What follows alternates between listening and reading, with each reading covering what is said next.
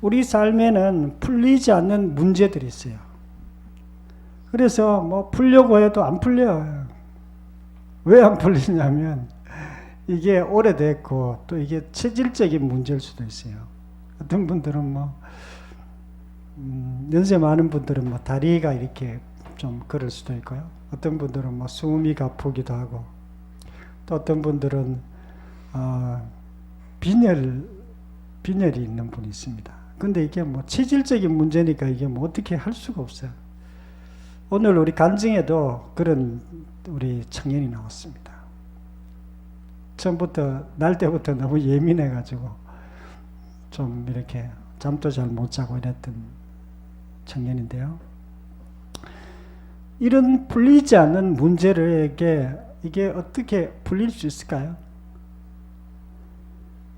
자폐증 환자를 둔 부모님, 또 뭐 여러 가지 또 심각한 문제가 있는 그런 분들, 이런 문제가 있는 사람들도 부활 복음을 통해서 우리가 많이 이렇게 풀린 것을 우리가 간증을 통해서 봤습니다. 그래서 오늘 말씀을 통해서 풀리지 않는 문제가 해결되려면 어떻게 해야 되는지 말씀을 듣고자 합니다.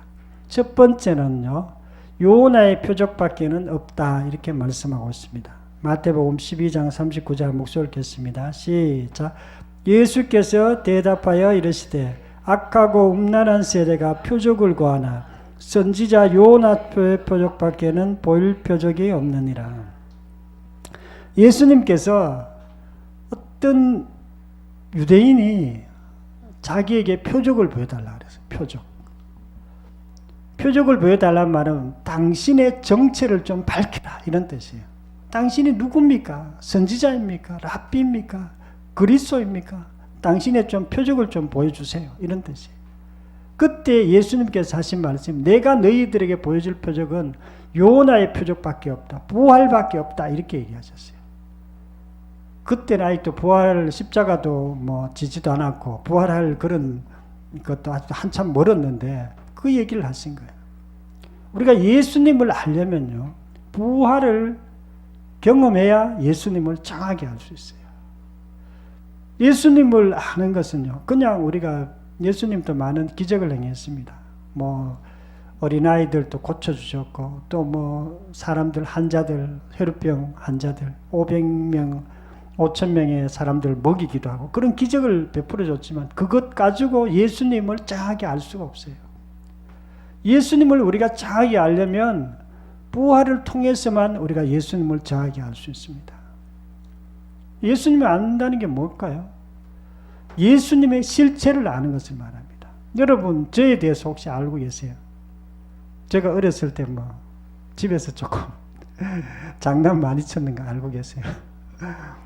우리 형제들 가운데, 또 뭐 우리 친구들 가운데 또 이렇게 자라났던 그런 것들, 또 제가 이렇게 대학 다닐 때 또 여행도 많이 다니고 산에도 많이 다니는 거 혹시 알고 계세요?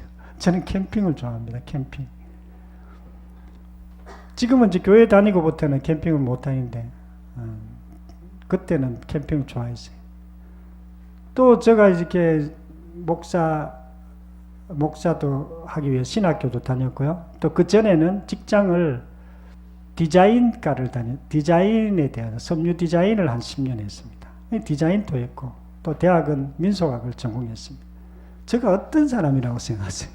저에 대해서 알려면 뭘 보고 알 수 있을까요? 근데 우리가 어떤 사람에 대해서 알려면요, 어떤 중요한 사건 한 가지만 알면은 그 사람의 실체를 알 수가 있어요. 실체. 그 사람이 뭔가 이렇게 그 어떤 사건, 뭐 저는 뭐 저를 뭐 누구라고 이렇게 말하긴 좀 그렇지만 어쨌든 예수님에 대해서 우리가 정확히 알려면 예수님의 부활을 통해서 우리가 정확히 알 수 있습니다. 예수님은 십자가도 지셨어요. 십자가를 지셨다는 것은 예수님이 우리를 얼마나 사랑하고 얼마나 헌신적인 사람인가, 얼마나 희생의 사람인가 라는 것을 보여준 사건이에요.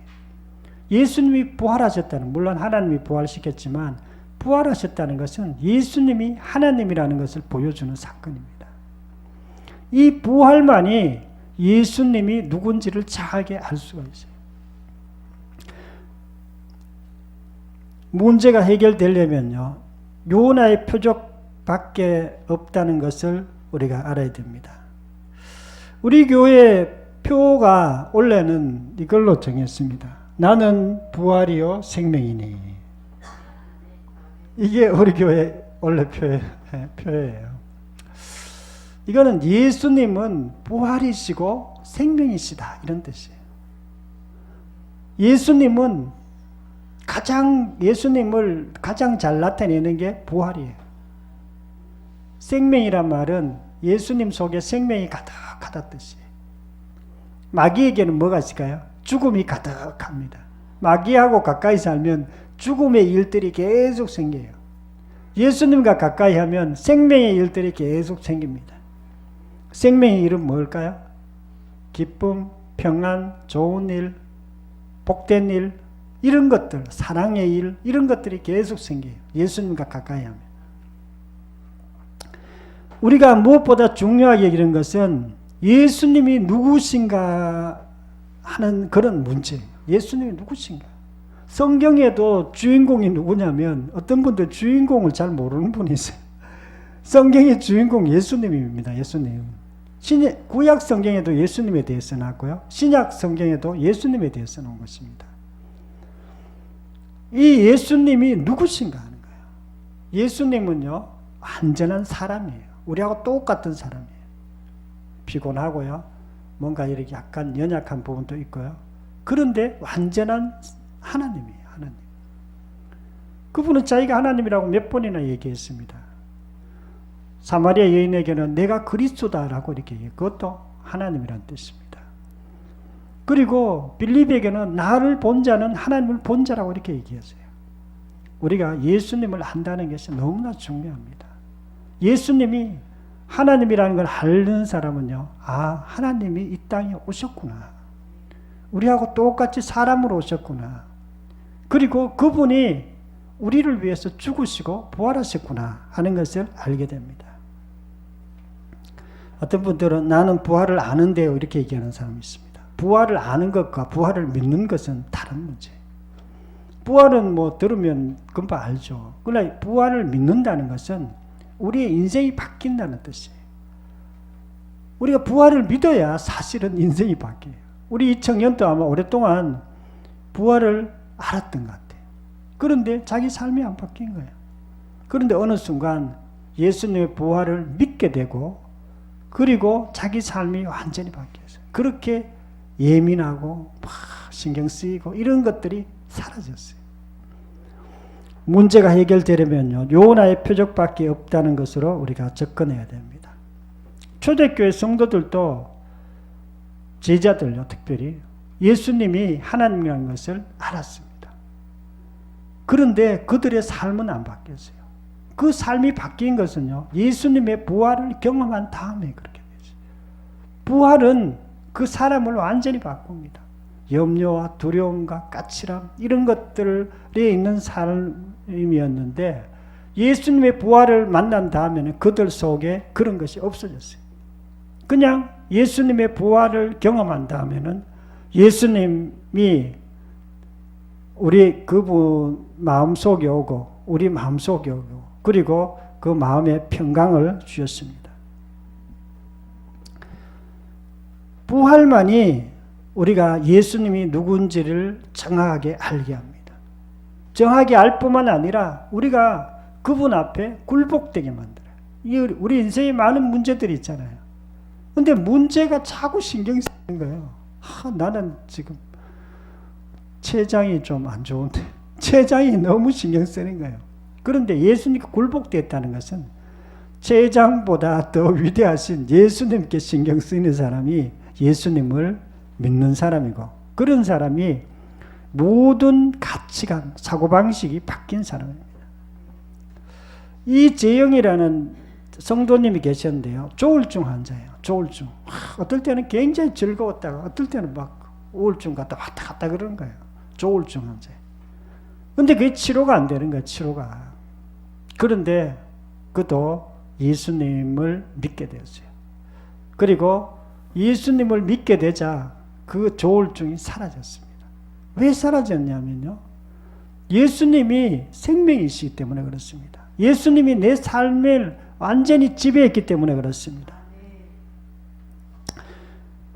예수님 동생도 예수님을 믿지 못했어요. 예수님 동생 야고보, 동생인데 돌아다니면서 예수님이 뭐라고 했냐면 내가 그리스도다, 내가 하나님이다, 자꾸 이렇게 얘기하니까 안 믿어지는 거예요.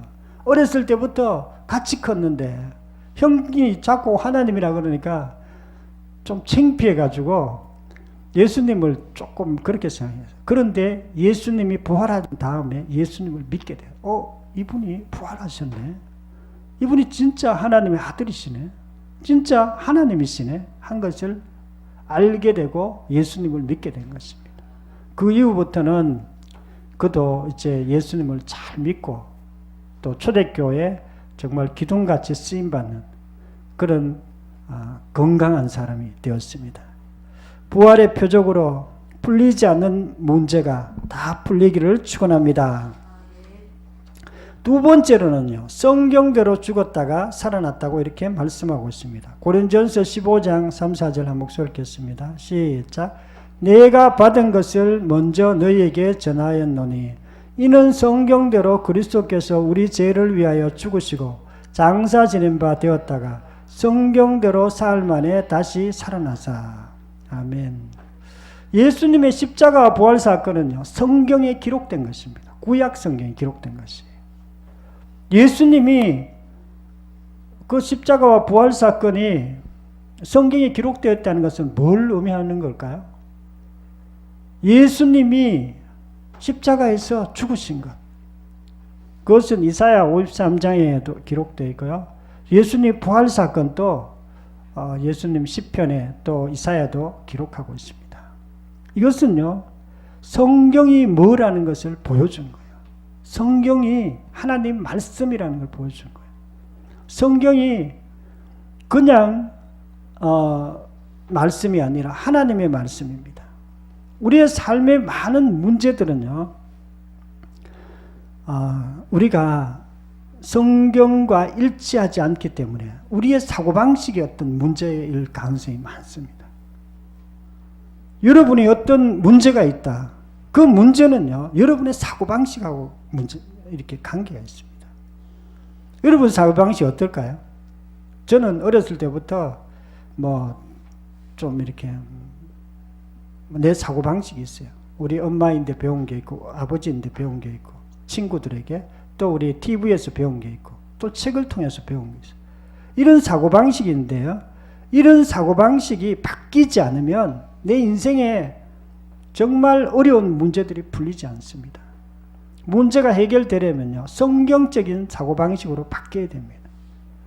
다른 말로 하면 내 중심의 사고방식에서 예수님 중심의 사고방식으로 바뀌어야 돼요. 그래야 문제가 풀립니다. 요한복음 2장 22절, 죽은 자 가운데서 살아난 후에야 제자들이 말씀하신 것을 기억하고 성경과 예수께서 하신 말씀을 믿었더라. 제자들이 예수님 부활 이후에 성경을 믿었다고 이렇게 얘기하고 있습니다. 우리도 성경을 믿어야 돼요. 성경을 믿는다는 것은 성경을 하나님 말씀으로 믿는 걸 말합니다. 많은 사람들이 성경을 믿기는 믿는데 대충 믿어요. 좋은 책으로 믿어요. 그러면 그게 아무런 소용이 없어요. 성경을 믿는다는 것은 진짜로 그것이 하나님 말씀이고 우리에게 생명의 말씀이라는 것을 믿을 때 우리가 모든 문제들이 풀립니다. 성경을 믿을 때 우리의 가치관이 바뀌어요. 어떻게 바뀌느냐? 죽음관이 바뀝니다. 우리의 인생관이 바뀌어요. 우리의 가족관이 바뀝니다. 예수 믿지 않을 때는, 성경을 믿지 않을 때는 죽음이 굉장히 두려울 수 있어요. 그런데 성경을 믿으면 죽음이 안 두렵습니다. 왜냐하면 죽음 이후에 영원한 세계가 있기 때문에. 이 땅 1살부터 90살까지는 100살까지는 짧은 시간이에요. 그 이후에 영원한 세계가 있습니다. 그렇기 때문에 영원한 세계에서 우리가 천국 가기 때문에 두렵지 않습니다. 또 인생관도 다릅니다. 또 가족관도 마찬가지예요. 가족관 이런 것이 다 바뀝니다. 우리가 진리가 우리를 자유롭게 합니다. 우리가 성경을 믿을 때 성경이 우리를 자유롭게 합니다. 성경은 우리의 견고한 진을 파괴합니다. 견고한 진. 견고한 진이 뭘까요? 어렸을 때부터 내 사고방식을 얘기해요. 어렸을 때부터 내가 경험했던 어떤 사고가 있습니다. 뭔가 이렇게 딱 잡고 있는 게 있어요. 그것이 우리를 힘들게 하고 우리를 문제를 일으킵니다. 내 중심적 사고방식이에요. 내 중심적 사고. 다 그렇게 살지 않습니까?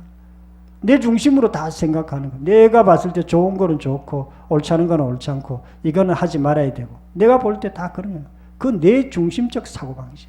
근데 그것이 우리를 힘들게 하고 문제를 풀리지 않게 합니다. 그런데 이게 파괴되어야 우리 문제가 해결됩니다. 이것을 파괴하는 길은 오직 성경밖에 없어요. 성경으로 우리의 사고방식이 풀려야 그래야 우리가 문제가 풀립니다. 저는 철학을 공부했습니다. 나는 더 많이 알면은 내 인생이 풀릴 거라고 생각했어요. 그래가지고 막 철학책을 엄청 이렇게 봤어요. 봤는데 보면 볼수록 내 인생이 더 꼬이는 거예요. 인생이 잘 안 되는 거예요. 왜 그런가? 왜 그러냐면 철학을 공부하면 할수록 내 중심적 사고방식이 더 견고해지는 거예요. 우리가 내 중심적 사고방식이 아니라 예수님 중심적 사고방식, 성경 중심적 사고방식이 우리의 모든 문제를 풀어줍니다. 전정은 자매님이 있는데 이분은 자기 후배 동생이 자기 예수 믿으라고 전도했어요.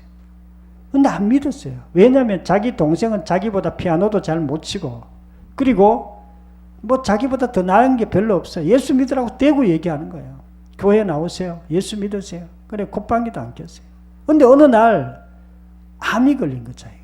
암이 걸리자 자기가 동생이 예수 믿으라고 하던 게 길게 조금 들어오기 시작했어요. 그리고 교회에 나가기 시작했어요. 교회에 나가 보니까 지금까지 자기가 생각했던 게 너무 많이 다른 거예요. 성경에서 뭐 설교하는 내용이 무슨 말인지 잘 알 수도 없고 그런데 이제 부활에 대해서 듣고 자기 생각이 바뀌었어요. 죽음관이 바뀐 것입니다. 그 전까지는 예수 믿기 전에는 뭐 죽음에 대해서 한 번도 생각 안 해봤는데 예수 믿고 이제 암이 걸렸고 예수 믿고 나니까 죽음에 대해서 굉장히 자유하게 된 것입니다. 아, 죽음 이후에도 예수 믿으면 천국 가는구나. 그리고 여러분 잘 있으세요. 여러분 이제 나는 암 걸려도 암 괜찮습니다. 더 좋은 곳으로 갑니다. 그리고 막 그 전까지는 굉장히 두려웠어요. 암 걸려가 죽게 되는데. 그래서 막 그렇게 삶이 바뀐 것입니다. 그런데 이분이 지금 8년, 10년 정도 됐습니다. 아직도 살아있어요. 죽지는 않았어요. 암 걸레가 의사가 도저히 안 된다 그래서 이 암이 낫지도 않고 뼛속까지 암이 들어갔기 때문에 안 낫는다는 거예요. 근데 치유가 되고 계속 살고 있습니다.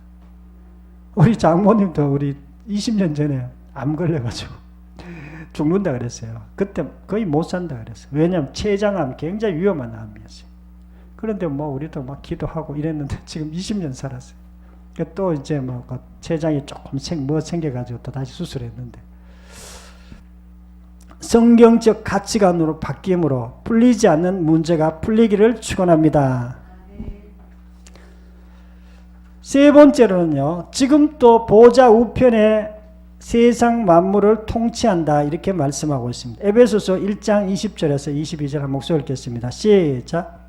그의 능력이 그리스도 안에서 역사하사 죽은 자들 가운데서 다시 살리시고 하늘에서 자기 오른편에 앉히사 모든 통치와 권세와 능력과 주권과 이 세상뿐 아니라 오는 세상에 일컫는 모든 이름 위에 뛰어나게 하시고 또 만물을 그 발 아래 복종하게 하시고 그를 만물 위에 교회의 머리로 삼으셨느니라. 아멘. 이게 무슨 말인가? 길죠, 길어. 뭐 이게 간단하게 얘기하면 예수님께서 십자가에 죽으시고 부활을 하셨고 누가 그렇게 하셨을까요? 십자가에 죽으신 것은 뭐 예수님이 하셨다 쳐도 부활한 것은 하나님께서 그렇게 하셨어요. 그리고 예수님께서 승천하셨습니다. 승천은요, 예수님이 부활하신 예수님이 하늘로 그냥 올라가셨어요. 그리고 지금은 어디 계실까요? 지금은 하나님 보좌 우편에 앉아 계세요. 우편에 앉아 계시고 세상을 다 통치하고 계십니다. 지옥도 통치하고 있고요. 이 세상 천국도 통치하고 있고요. 그리고 이 세상도 다 예수님이 다 통치하고 있습니다. 어떤 분들은 이 세상을 통치하는 것이 세상의 임금막이라고 생각해요. 우리가 이 세상을 통치하는 것은 예수님이십니다. 우리의 삶도 예수님이 통치하고 계세요. 이게 믿어져야 우리의 삶이 풀리기 시작합니다. 이게 안 믿어지면 자꾸 문제만 생겨요. 예수님이 마귀가 이 세상을 통치하고 있는데, 물론 마귀가 세상을 통치하고 있지만 예수 믿지 않는 사람들에게는 마귀가 계속 통치합니다. 그러나 예수님을 믿는 사람들에게는 예수님이 이 세상을 통치하고 있어요. 만물을 다 통치하고 계세요. 문제가 해결되려면 지금도 보좌 우편에 예수님이 만물을 통치함을 믿어야 됩니다. 우리가 예수님이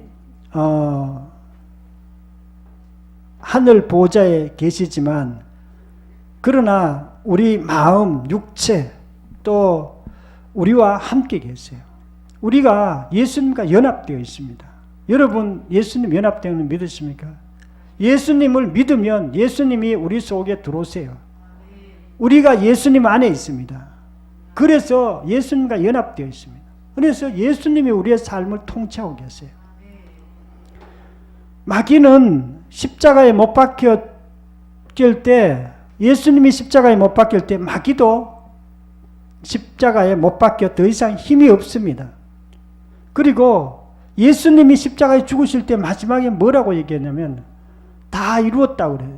죄의 문제를 다 해결했다, 그런 뜻입니다. 죄의 문제뿐 아니에요. 우리의 모든 문제를 다 해결했다, 그런 뜻이에요. 이것은요, 우리의 인생의 모든 문제를 책임지신다는 그런 뜻도 있고요.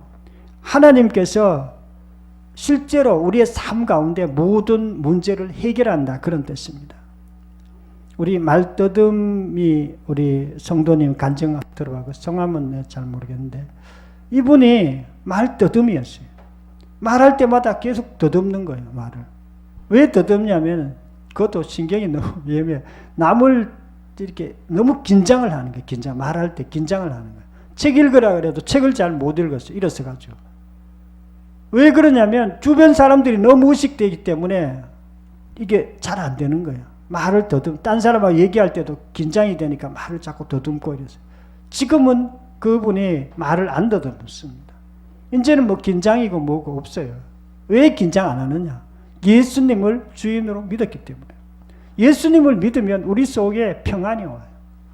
예수님을 믿는다는 것은 우리가 예수님께 굴복되었다는 뜻이고 평안이 온다는 뜻이고 그분과 우리가 함께 있다는 그런 뜻입니다. 여러분 중에 풀리지 않는 문제가 있습니까? 우리가 예수님이 우리를 통치하고 우리를 보고 계세요. 우리를 가장 좋은 길로 인도하고 있습니다. 어떤 문제가 있어도 걱정할 필요 없어요. 우리는 그냥 감사함으로 기도하면 됩니다. 하나님, 제가 이런 문제가 있습니다. 이것 좀 도와주세요. 그러면 하나님께서 도와주세요. 만물을 통치하시는 분이 예수님이심을 믿고 또 풀리지 않는 문제가 다 풀어지기를 축원합니다. 사랑하는 성도 여러분, 오늘은 풀리지 않는 문제가 풀리려면 이란 제목으로 말씀을 증거했습니다. 우리가 풀리지 않는 문제가 풀리려면요, 오직 요나의 표적밖에, 부활밖에 없습니다. 부활을 우리가 믿고 예수님을 주인으로 믿을 때 우리의 삶에 정말 풀리지 않는 문제들이 풀리기 시작합니다. 그리고 두 번째는 우리의 사고방식이 바뀌어야 돼요. 내 사고방식, 세상적인 사고방식이요, 성경적인 사고방식으로 바뀌어야 됩니다. 이것은요, 간단해요. 예수님을 주인으로 믿을 때, 예수님을 내 마음의 주인으로 믿으면 절로 사고방식이 바뀌어요. 어떤 사랑하는 사람이 내 삶에 이렇게 다가오게 되면 내가 정말로 사랑하면 사고방식이 바뀌어요. 그 상대방의 사고방식이 내 사고방식으로 바뀝니다. 우리도 예수님도 마찬가지예요. 사고방식이 바뀌어야 우리의 풀리지 않는 문제들이 풀립니다. 세 번째는요, 예수님이 만물을 통치하시는 분이에요. 지금 또 모든 만물을 보고 계시고 우리를 지켜주고 계시고 우리와 함께 계신 분이 예수 그리스도입니다. 우리가 그분을 믿을 때에 우리가 모든 문제들이 풀립니다. 저와 여러분들도 부활로 모든 문제가 풀려지기를 축원합니다. 통성으로 기도하겠습니다. 말씀을 생각하면서 통성으로 기도드리겠습니다.